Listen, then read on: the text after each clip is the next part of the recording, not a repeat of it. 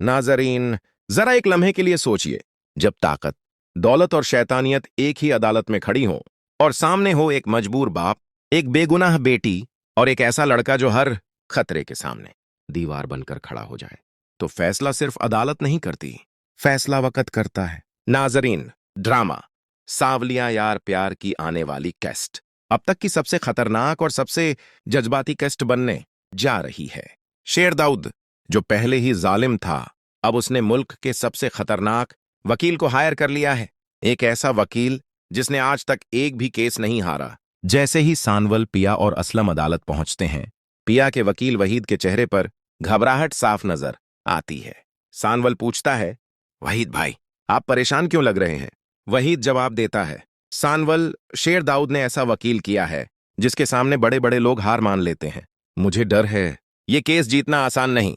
यह सुनते ही पिया और असलम के चेहरे उड़ जाते हैं। लेकिन तभी सानवल वो बात कहता है जो इस पूरे ड्रामे की रूह है, सबसे बड़ा वकील अल्लाह है वहीद भाई, और वो हमारे साथ है। हम हक पर हैं और अल्लाह हमेशा हक वालों के साथ होता है।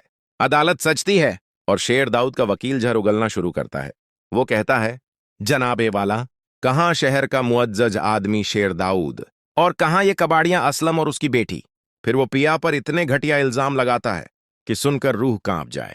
वो पिया को लोगों को फंसाने वाली और असलम को अपनी बेटी की मजबूरी बेचने वाला कह देता है। यहां तक कि सानवल को भी नहीं छोड़ता।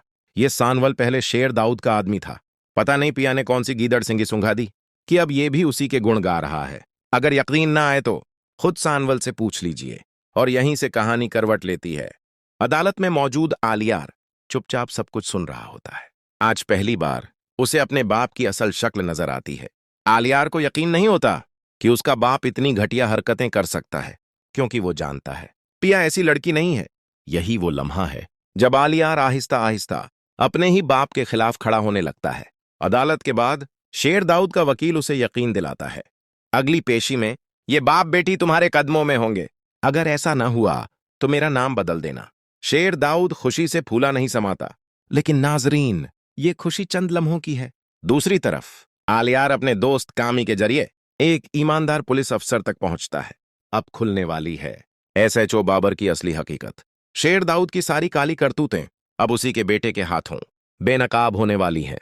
और याद रखिए, अक्सर जालिम अपने सबसे करीबी शख्स के हाथों ही गिरता है। इधर असलम डर जाता है कि कहीं सानवल को नुकसान न पहुंच जाए। वो कहता है, बेटा, अब ये जंग हम बाप बेटी अकेले लड़ेंगे। लेकिन सानवल का जवाब दिल चीर देता है, आप मुझे बेटा भी कहते हैं और अगले ही लम्हे पराया भी कर देते हैं। मैं पिया को अकेला नहीं छोड़ सकता। रात, तेज बारिश। सानवल आसमान की तरफ हाथ फैलाता है और फिर मुट्ठी बंद कर लेता है, जैसे कह रहा हो, शायद मेरे मुकद्दर में मोहब्बत सिर्फ करना है, हासिल करना नहीं। अब सवाल ये है, क्या पिया अब भी आलियार के बारे में सोचेगी, या वो समझेगी कि उसकी जिंदगी की सबसे बड़ी ढाल सानवल है? क्योंकि मुश्किल वक्त में जो साथ दे वही असल मोहब्बत होती है। लगता यही है कि आखिर में शेर दाऊद खुद पिया और असलम के सामने हाथ जोड़कर खड़ा होगा, और जिस वकील को अपनी जीत पर नाज है वही तारीख का सबसे बड़ा हारने वाला साबित होगा।